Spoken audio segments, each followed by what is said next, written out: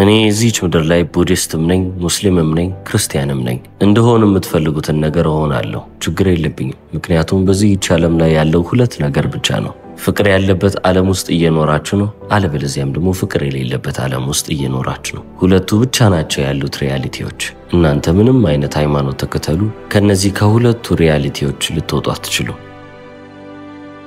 እኔም በዚህች ምድር ላይ ራሴን ብቻ ሆኜ መቅረብንና መቆየትን ነው የምፈልገው ራሴን ሰውን ደስ የማይላቸው ሰዎች አሉ ወይ ካላችሁ አዎ ብዙ ይኖራሉ ነገር ግን እነሱን ባጣ ነው ራሴን በመሆን የተነሳ ሰዎችን ባጣ ደግሞ ምን ችግር አለው ይሄዱ የህይወት ትርጉም ምንድነው ብዬ ብጠይቃችሁ ምንድነው ትሉኛላችሁ እኔን ብትጠይቁኝ love yourself ብዬ መልስላችኋለሁ ራሳችሁን ውደዱ ውስጣችሁ ፍቅር ብቻ ካለ ለሰዎች የምትሰጡት ነገር ፍቅር ነው እንጂ ከዛ ውጪ ምንም ነገር ልትሰጡ አትችሉም ይላል ጂም ካሪ በ2000ዎቹ መጀመሪያ ላይ በሚያወጣቸው ወይንም በሚሰራቸው ፊልሞች በጣም ታዋቂ የነበረ ኮሜዲያን ነው በብዙዎች ይወደዳል በብዙዎች ይከበራል ዓለም ላይ በጣም አስቂኙ ኮሜዲያን የሚባልንም ስም ያገኘ አክተርና ኮሜዲያን ነው ታዲያ ብዙዎቻችን ሳቅን ወደ ቤታችን የሚያመጣልን ሰው እሱ ስለሆነ ምናልባትም ከሱ ጀርባ ምንም አይነት ሰው የለም ብለን እናስብ ይሆናል ነገር ግን የበለጠ ወደ መንፈሳዊነት ጠጋ እያለ ሲመጣ የሚያስተውላቸውን ልብ እያላቸውን ያለው በተጨማሪም ያጋጠሙትን ነገሮች ሼር ማድረግና ማጋራትን ጀመረ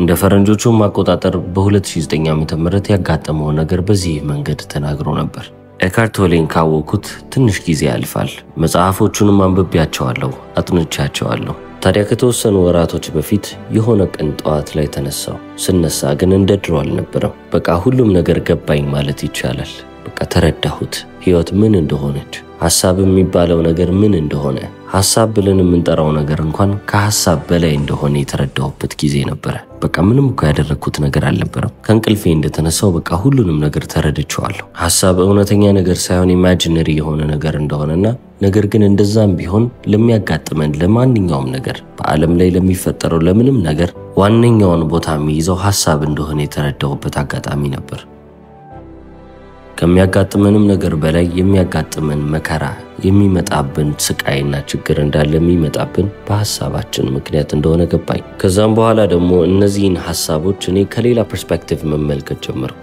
እኔ ሐሳቦቹን እንደማስብ ሰው ሆኜ ሳይሆን ሐሳቦቹን ለብቻ ተመለከትኳቸው እኔ ከሶስተኛ ቦታ ላይ ሆኜ እንደምመለከተው ማለት ነው የዛኔም አሁን የምጠይቀውን ጥያቄ እንድጠይቅ አደረገኝ እኔ ያሰብኩ ያለሁትን ነገር የሚመለከተው ማን ነው እንዴት ነው ይሄንን ልብ ልልና ላስተውል የቻልኩት አልኩ በዛ ሰዓት ነው እንግዲህ በጣም አስገራሚ አስደናቂ እስከዛሬ ገጥሞኝ ወደማያውቀው ስሜት ውስጥ ልገባ የቻልኩት በቃ ይህ ስሜት ነፃነትን ሙሉ ለሙሉ የሚገልጽ ስሜት ነው ጂም ካሪ ነፃ የሆንከው ከምንድነው ካላችሁኝ ከራሴ ከማንነቴ በተጨማሪም ደግሞ ከችግሮቼ ከሁሉም ነገር እኔ ከሰውነቴ በላይ እንደሆንኩ እኔ ከማደርገው ነገር በላይ እንደሆንኩ ነኝ ብዬ ከማስበው በላይ እንደሆንኩ የተገነዘብኩበት አጋጣሚ ነው ሁሉም ነገርና ሁሉም ሰው ሆኜ ያረፍኩት እዚህች ምድር ላይ ያለ ትንሽዬ ፍራግመንት የዩኒቨርሱ ሽራፊ እንደሆንኩ ነበር ማስበው ነገር ግን ሽራፊዋ ሳልሆን ሙሉ ዩኒቨርሱ ነው ያረፍኩት ስፒሪቹዋል አዌክኒንግ ወይንም ደግሞ በመንፈሳዊ መንቃት ውስጥ እያለፍኩ ነበር ማለት ትችላላችሁ ከዛ ቀን ጀምሮ ወደዛ ቦታ ለመመለስ እየሞከርኩ ነበር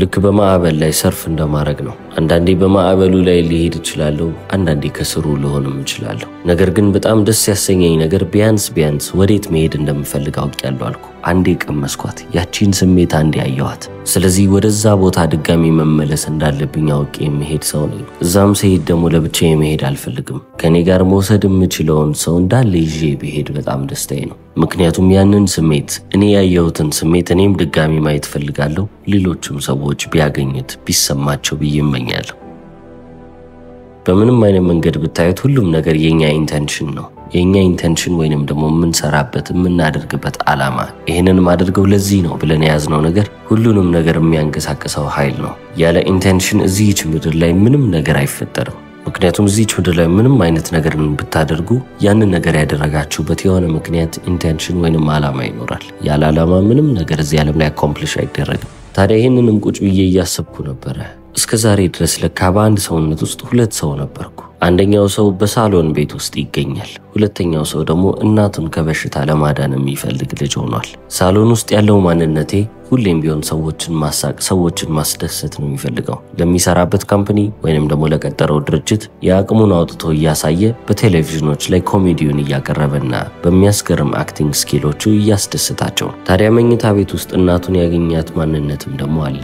እናቱ አልጋ ላይ ተኝታለች፣ ተጨንቃለች፣ በአርትራይተስ በሽታ ተይዛለች፣ ሌሎችም ህመሞች አሉባት። ታዲያ እሷን ነፃ ለማውጣት የሚለፋም ልጅ ነበርኩ።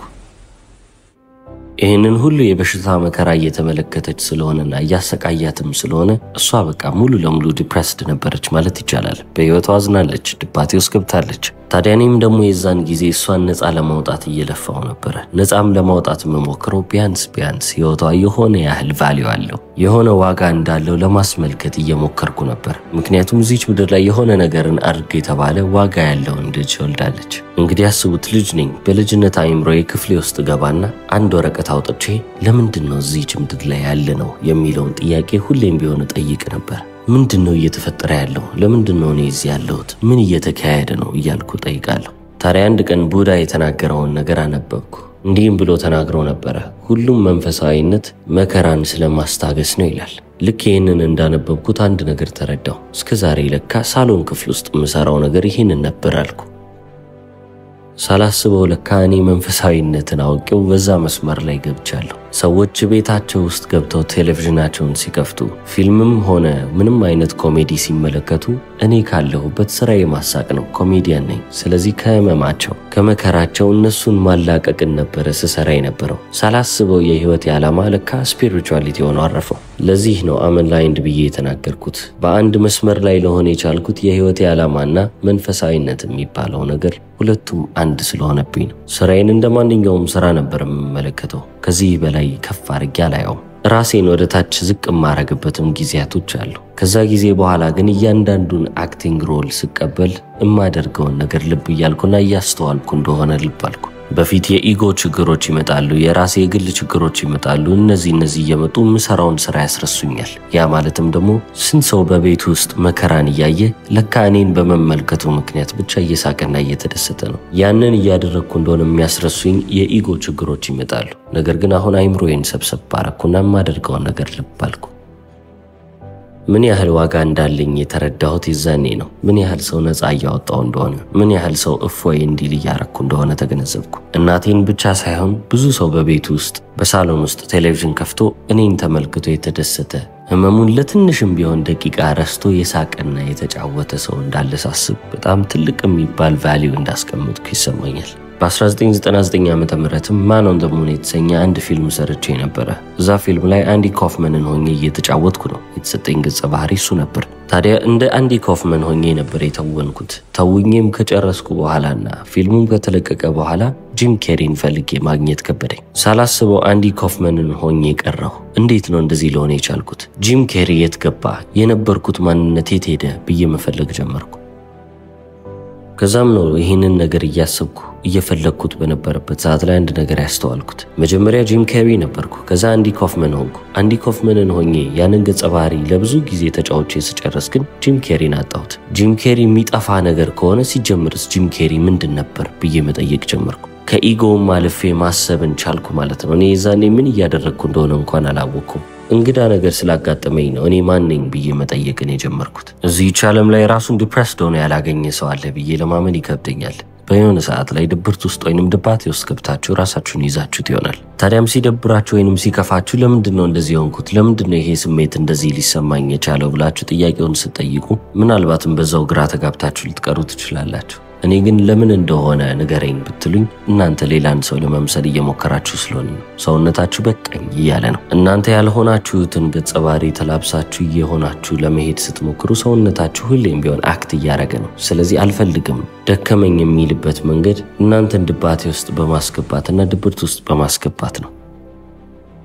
ስለዚህ በዚህ ዓለም ውስጥ እናንተ ድብርት ውስጥ ከገባችሁ ወይንም ድባቴ ውስጥ ከገባችሁ እናንተ ያልሆናችሁትን ለዚህ ይቻለም ለመሆን ስለጣራችሁ ነው ብዬ መልሳለሁ። ስለዚህ ያንን አክቲንግን ብትተውት ያንን ገጸ ባህሪ እርግፍ አድርጋችሁ ትታችሁ እናንተ ማንነታችሁን ተላብሳችሁ ትክክለኛውን ገጻችሁን ይዛችሁ ብትሄዱ በጣም ደስ የሚሉ ነገሮችና የተሻሉ ነገሮች እዚች ምድር ላይ ያጋጠሟችሁ ይመጣሉ። ምክንያቱም ሁሌም እነዚህ በጣም አሪፍ ነገሮች እየተፈጠሩ ነው። እኔ ሁሌም ቢሆን አክት ማረገው ወይንም ደግሞ የምተውነው ፊልም ላይ ብቻ ነው። ከፊልም ውጪ የምትመለከቱኝ ከሆነ እኔ እውነተኛውን ማንነቴን ተላብሼ ነው። ሌላ ማንንም ለመምሰል ወይንም እየሞከርኩም አይደለም። ሁላችንም የሆነ የህይወት መስመር ላይ ለራሳችን የሆነ ነገሮችን እየጨማመርን መምጣት እንፈልጋለን። የምንጨምረውም ደግሞ ያንን ነገር እንዳለ ከሰበሰብን በኋላ ራሳችንን ዲፋይን ለማድረግ ስለምንሞክር ነው። እኔ ማን ነኝ የሚለውን ነገር እነዛን ነገሮች ካገኘን በኋላ ለማወቅ እንሞክራለን። ያ ደግሞ አይሆንም።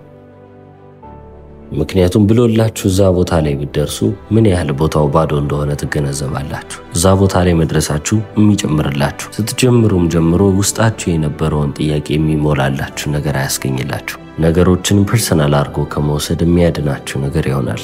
ምክንያቱም ቤት በምንለው ነገርና የኔ ቤት በምንለው ነገር መካከል ሁለት የተለያዩ ዓለሞች አሉ። በጣም ትልቅ ልዩነት አለው አይደል? ስለዚህ እነዚህን ሁሉ ነገሮች ስታደርጉ እኔ የሚለውን ነገር እርግፍ አድርጋችሁ መተው ትችላላችሁ። የኔ ቤት የሚለውን የኔ መኪና የሚለውን ነገር ትታችሁ ቤትና መኪና ብሎ እንደመጥራት ማለት ነው። ምክንያቱም ህይወት እናንተ ላይ እየተከሰተባችሁ ሳይሆን እየተከሰተላችሁ ነው። ነገሩን ሰፋ አድርጋችሁ ከተመለከታችሁት ሁሉም ነገር ጨዋታ ነው። በጣም ደስ የሚል ጨዋታ። ኮንሽስነስ እየደነሰች ነው። እናንተ እዚች ምድር ላይ ያላችሁት እኔን ደስተኛ ለማድረግ ነው። እኔም ያለሁት እናንተን ደስተኛ ለማድረግ ነው። ልክ እንደ ሶል ወይንም እንደ ነፍስ አድርጋችሁ እዩት። ብዙ ሰዎች እኔ ነፍስ አለኝ ሲሉ ትሰማላችሁ። እናንተ ነፍስ የላችሁም። አንድ ሶል ነው ያለው ወይንም አንድ ነፍስ ነው ያለው። በዛ ነፍስ ውስጥ ግን ሁላችንም አለን።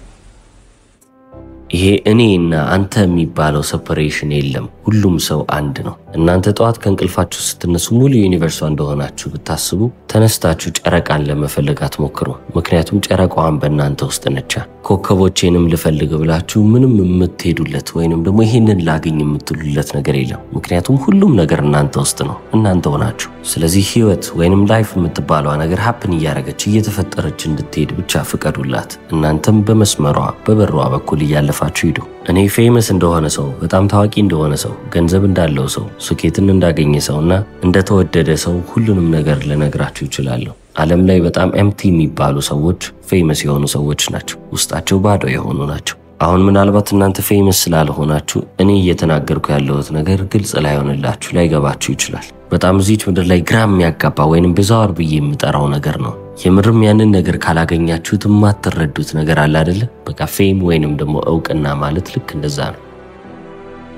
ብዙ ጊዜ የተናገርኩትም ነገር አለ። እዚች ምድር ላይ ሰው ልጅ ፍላጎቱን እንዳለ ቢያገኝ ደስ ይለኛል። የሚፈልገውን ሀብት፣ የሚፈልገውን ገንዘብ፣ የሚፈልገውን እውቅና፣ የሚፈልገውን ስራ፣ የሚፈልገውን እያንዳንዱን ነገር ቢያገኝና ከመጀመሪያውም ሲፈልገው የነበረው ነገር እነዛ ነገሮች ውስጥ እንደማይገኝ ልብ እንዲልና እንዲያስተውል እፈልጋለሁ። ሙሉ የሚያደርጋችሁ ነገር እዛ ነገር ውስጥ አይገኝም። ነገር ግን ምንም ያህል እንደዚህ ብትሏቸው ሰዎች እነዛን ነገሮች አግኝተው የምርም ባዶነታቸውን ልብ ሲሉ ነው እንጂ የሚፈልጉት። አሁን ላይ ያ ኮምፕሊሽን የሚመጣው ያ ሙሉ መሆን የሚባለው ነገር የሚመጣው እነዛን ነገሮች በማግኘት ውስጥ ይመስላቸዋል። ስለዚህ ሁሌም ቢሆን ይሄዳሉ። ይህንን ነገር ላሳካ፣ ይህንን ነገር ላገኝ ነው የሚሉት። እነዛንም ነገሮች ለማግኘት ይቋትናሉ፣ ያገኙትማል። ካገኙት በኋላ ግን እዛ ቦታ ላይ ደርሰው አሁንም ባዶነት ስሜት ይሰማቸዋል። ብዙ ታዋቂ ሰዎችም ይረዱኛል ያልኩት ለዚህ ነው። ይሄ ሁሉ ነገር ካረኩና ካገኘው በኋላ የዛኔ ሙሉ ሆናለሁ ብላችሁ ስታስቡ የለም ምንም ነገር። እኔ ህይወት ላይ የተፈጠረው ነገር ተመሳሳይ ነው። እነዚህን ሁሉ ሰዎች የሚያልሟቸውን የሚያስቧቸውን ነገሮች እንዳላግኝቻለሁ። ገንዘብ፣ ሀብት፣ ስኬት የሚባሉት ነገሮች፣ አኮምፕሊሽመንት፣ ያገኘዋቸው ዋንጫዎች፣ ያገኘዋቸው ሽልማቶች፣ እውቅናዬንም ካያችሁ እነዚህን ሁሉ ነገሮች ማግኘት ነበረብኝ። እነዚህን ሁሉ ነገሮች አግኝቼ ለነዚህ ነገሮች ያለኝን አታችመንት፣ ከነዚህ ነገሮች ጋር ያለኝን ፍቅርና ግንኙነት እንዲጠብቅ አድርጎ የያዘኝን ነገር ማላቀቅበት መንገድ እነዚህን ነገሮች ካገኘው በኋላ ነው ብዬ አስብ።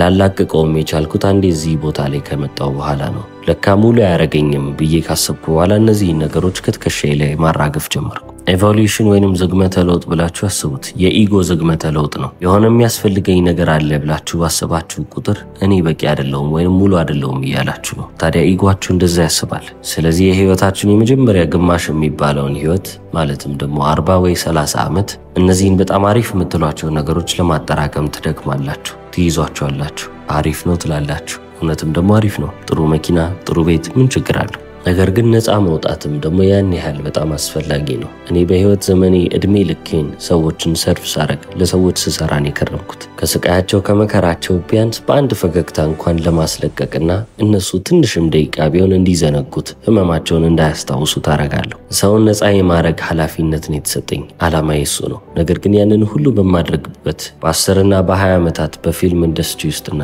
በኮሜዲ ስራ ውስጥ በመቆየት ብቻ ያደረግኳቸው ነገሮች አሉ። ነገር ግን ያላደረግኩት አንድ ነገር ቢኖር ሁሉንም ሰው ነፃ ሳወጣ ራሴን ነፃ ለማውጣቴ ነበረ።